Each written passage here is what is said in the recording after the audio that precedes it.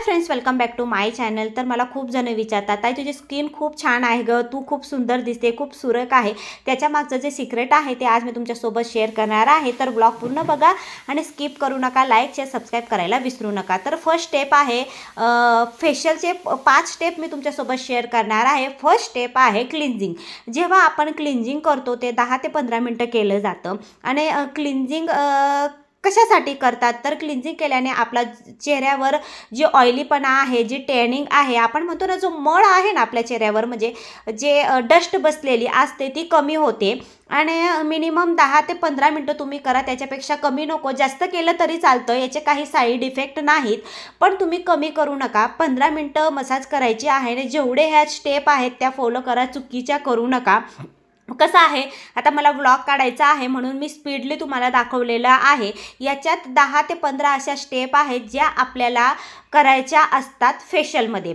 आणि दुसरं आहे की स्क्रबिंग।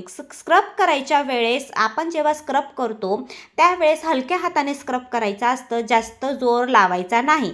जास्त जर जोर लावला, ज्याची स्किन सेन्सिटिव्ह असेल तर त्यांना रॅशिश येऊ शकता, म्हणून स्क्रब करायच्या वेळेस हलक्या हाताने स्क्रब करायचं, जास्त जोर लावून स्क्रब करायचं नाही। आणि तिसरी गोष्ट आहे की ज्यावेळेस तुम्ही स्क्रब करता त्यावेळेस जर तुमच्या चेहऱ्यावर ब्लॅकेट्स वगैरे असतील तर एक सुई येते आणि त्या सुईने ब्लॅकेट्स काढले जातात। आणि त्याच्यानंतर मग आपल्या चेहऱ्याला सेकंड स्टेप झाल्यानंतर, स्क्रब झाल्यानंतर स्टीम घेतली जाते। जर ज्याचा चेहरा खूपच खराब असेल आणि ज्यांनी फेशियलच केलं नसेल तर त्यांना स्टीम वगैरे सुद्धा पार्लरमध्ये दिली जातात। तर बघा, अशा हलक्या हाताने करायचं आणि सगळ्या स्टेप आहेत त्या नक्की फॉलो करा तुम्ही।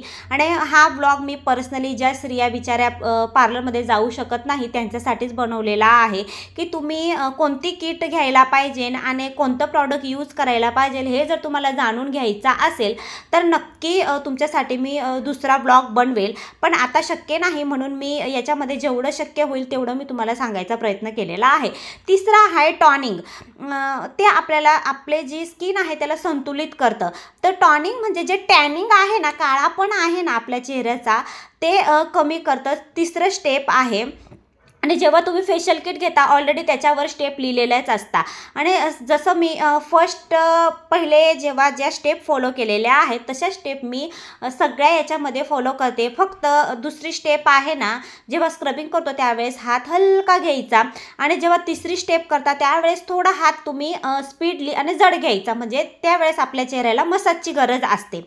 आणि अशा प्रकारे माझं तिसरं स्टेपसुद्धा झालेला आहे। जर तुम्हाला अजून काही जाणून घ्यायचं असेल ना स्किनविषयी तर तुम्हाला मी नक्की सांगेल। मला तुम्ही म्हणजे कमेंट करून सांगा की ताई असं असं आम्हाला सांगा, असं ब्लॉग बनवा, तर नक्की तुम्हाला मी सांगेल। आणि तो जो स्पंज आहे ना मी ज्याच्याने क्लीन करत आहे तो 10 ते 15 रुपयाला तुम्हाला मेडिकलमध्ये कुठे पण इझिली भेटू शकतो। त्याच्यानंतर चौथी स्टेप आहे मॉइश्चरायझर।